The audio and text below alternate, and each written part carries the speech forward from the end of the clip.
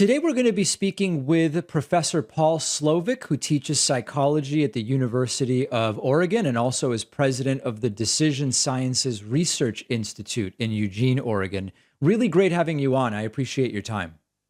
Thank you, David. It's good to be with you. So, maybe to start with, we make decisions as humans about risk reward all the time in our everyday lives. I think with many of the types of decisions we make, we have the feeling that we're pretty good at assessing the level of risk when we are undertaking these decisions. Generally speaking, are humans as good as we think at assessing risk or not? Um, it depends.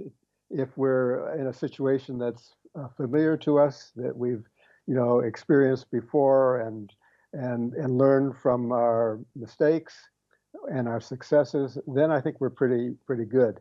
If it's a novel situation where the stakes are high, then we are challenged, particularly if the likelihood of something very good or very bad happening is small, and we have to kind of figure out, well, how do we deal with this? Is it a risk that we're willing to take, and that it's beneficial for us to take?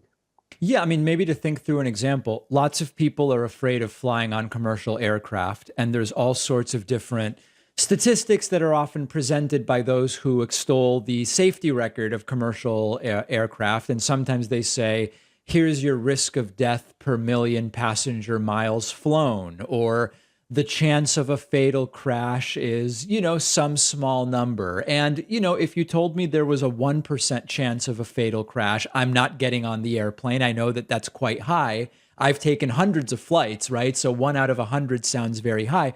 But when the numbers are smaller, it does become more difficult to think of what that really means for us, doesn't it? Absolutely.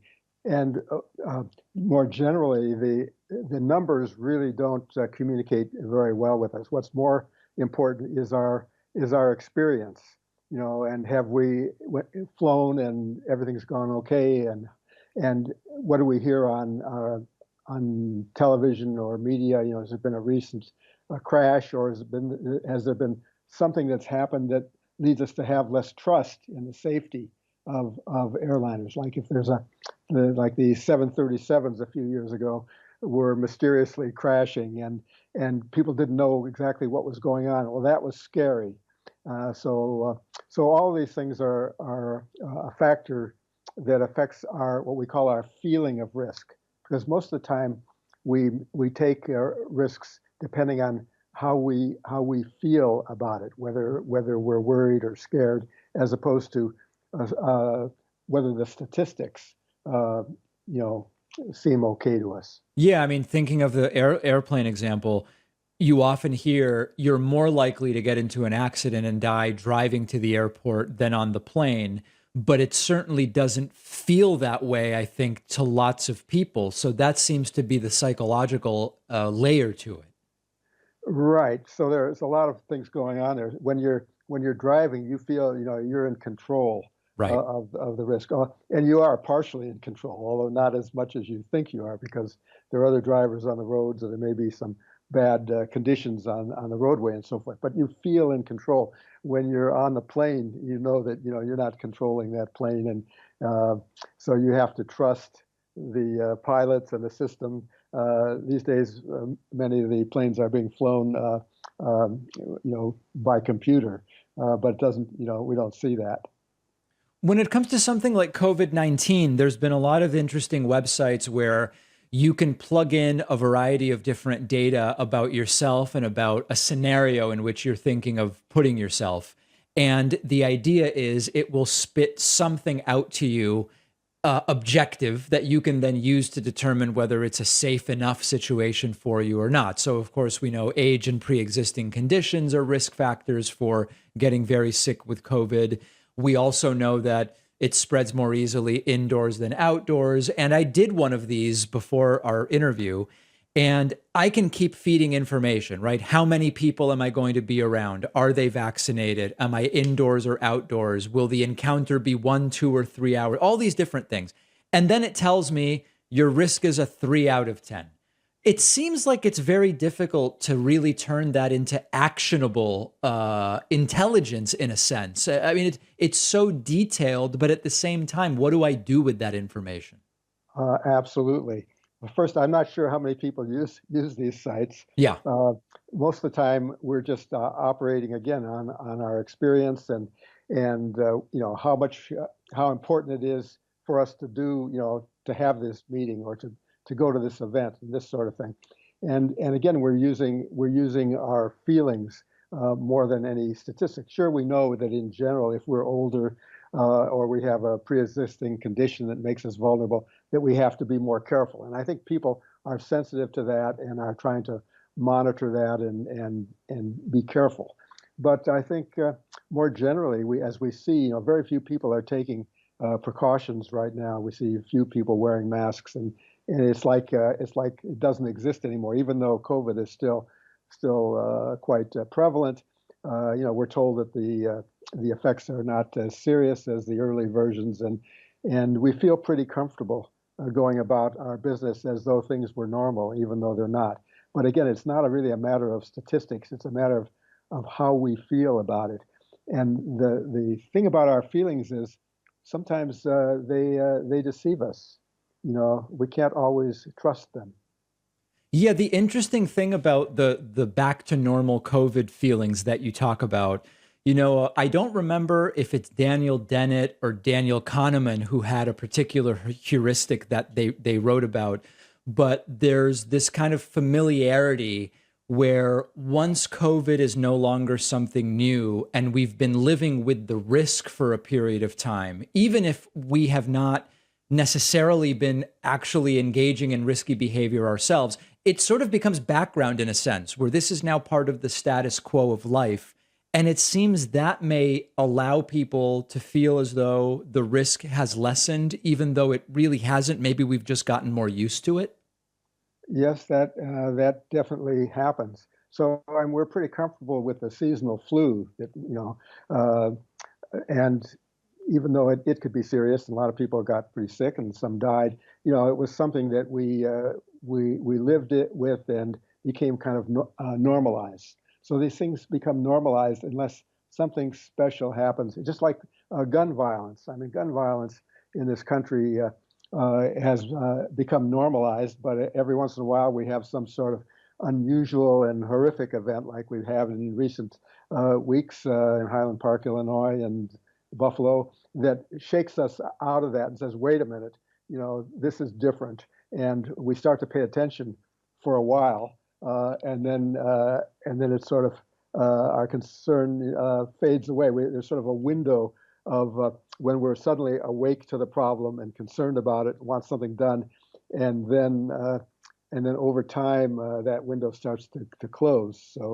So again, this is the way our feelings go.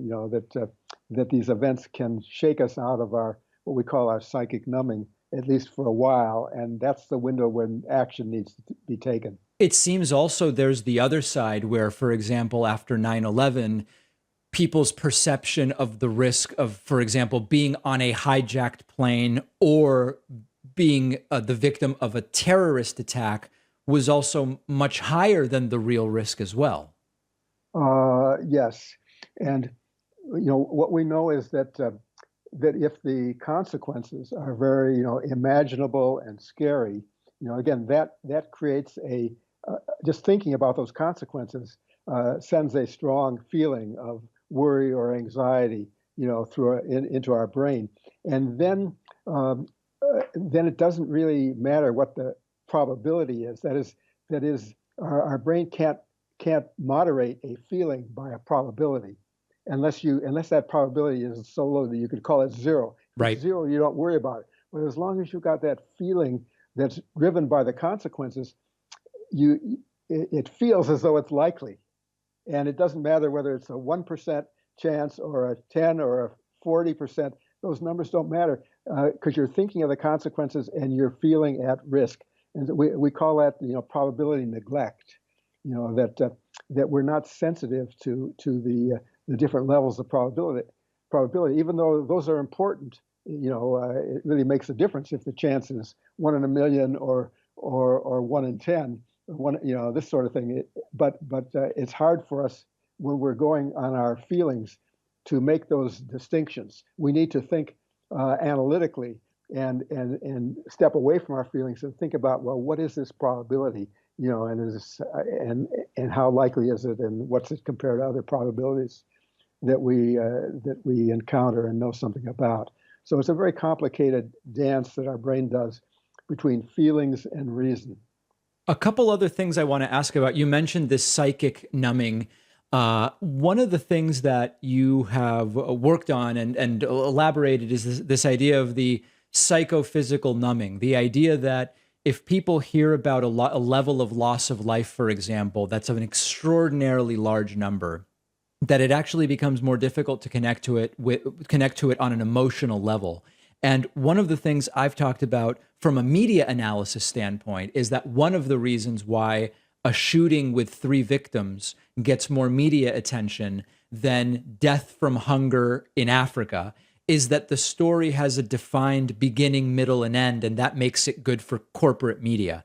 But there's a whole other aspect to this that relates to your work, which is, to some degree, if you hear 7,000 children a day are dying from hunger, that we intuit that it's an extremely high number, but we're not necessarily connecting to it empirically in the way that we do to the 3 shooting deaths to some degree. Is that roughly what you have found?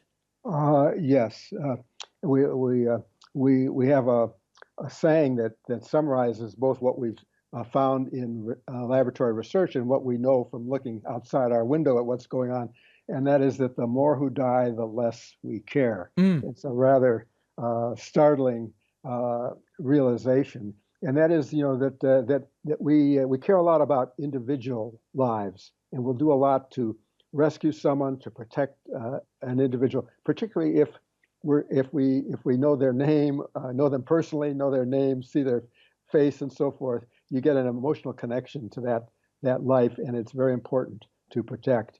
You don't get that emotional connection to the statistics. Right. Someone once said, statistics are human beings with the tears dried off. And so you have to work at it, to think about the individual lives beneath the surface of those statistics. Yeah, one of the things that some of these charities that work on hunger in Africa have done is they tell you that when you make a contribution, you'll get pictures and information about the specific person that's being helped by your donation. Whether it's true or not, it seems that they're working on the idea that you're talking about here. Yes, they recognize that, as do reporters who often try to humanize the story by talking about individual victims in a larger tragedy, like the school shootings. You see up close and personal something about the individual lives, and that does make a difference. Last thing I'd like to ask you about, you've done work on the, I believe it's called the psychometric paradigm of risk perception, which relates to if we have positive or negative feelings about a certain activity, it affects our perception of how risky it is. So if, for example, you really like riding a motorcycle, you might perceive that it is more safe actually to ride a motorcycle than it is in reality. Can you talk a little bit about that? Yes, that again results from our relying on our feelings as opposed to statistics. So if you like something, you have a positive feeling towards it, then it feels safer. It feels like it's very beneficial and the risk is low. If you dislike something, then you're likely to view it as high in risk and low in benefit, regardless of what the statistics say. So, for example, with regard to medicines, or I'm sorry, with regard to chemicals, there are chemicals we tend to think are good chemicals, like medicines, and bad chemicals like pesticides. Right. So we rate pesticides. We start with our feeling that we dislike them, and so we judge them as high in risk and low in benefit, even though pesticides have a lot of benefits. The same thing with medicines. We tend to have more favorable view of medicines, so we judge them as very beneficial and low in risk, even though some medicines can be very dangerous. So it starts with our feelings, and then we derive our sense of risk and benefit from those feelings. What's the right way to assess risk if there is such a sense? I mean, do we need experts? Are expert assessments better than a layperson's, or how can we sort of account for all of these biases? Um, the right way is to try to learn when we can trust our feelings and when we can't. And we just discussed situations we can't trust our feelings is when we get statistics that are large Right. and complex. The other is we need to rely on experts. Absolutely. We need to kind of, but we also need to evaluate what we're hearing, with our feelings. Does it, what the person is saying, does it feel right? Are there sources? Are there data? Does that seem valid and so forth? We need both of these ways of thinking. What Kahneman calls fast thinking, with our gut feelings, and slow thinking with analysis and trust in experts. We need to do that. We need to look for trusted experts to help us in these complex situations. We've been speaking with Dr. Paul Slovic, who's a professor of psychology at the University of Oregon. Really appreciate your insights and your time today. Thank you very much, David.